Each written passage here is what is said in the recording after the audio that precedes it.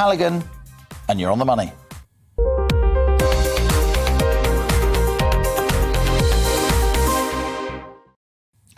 Today marks the latest summit of the OPEC exporters cartel. That meeting's literally started in the last few minutes. The question now, will OPEC and its allies agree to pump more crude oil onto global markets? It's a question you won't see discussed on many mainstream news bulletins today, but believe me, it's an issue of massive economic and political importance. During recent days, emerging concerns about the Omicron variant have seen the price of oil weaken. Renewed anti-COVID restrictions, if they do end up being widespread, would slow down the global economy. Countless businesses, from freight shipping lines to steel factories, from airlines to car makers, would then use less fuel, bringing oil prices down.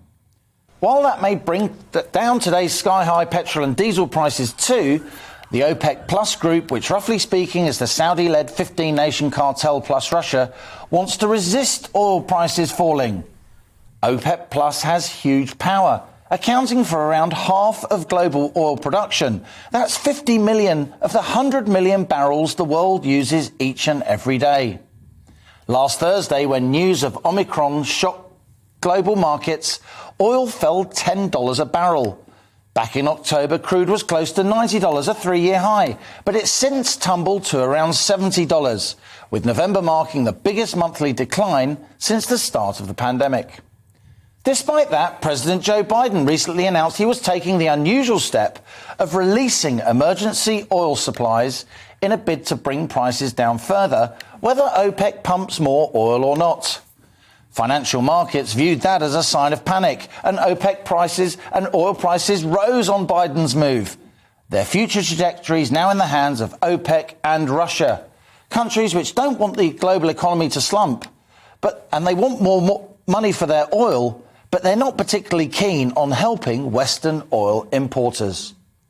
Now, the outcome of this OPEC meeting, which is just a few minutes old, will determine a great deal, whether petrol and diesel prices now pushing £1.50 a litre go even higher.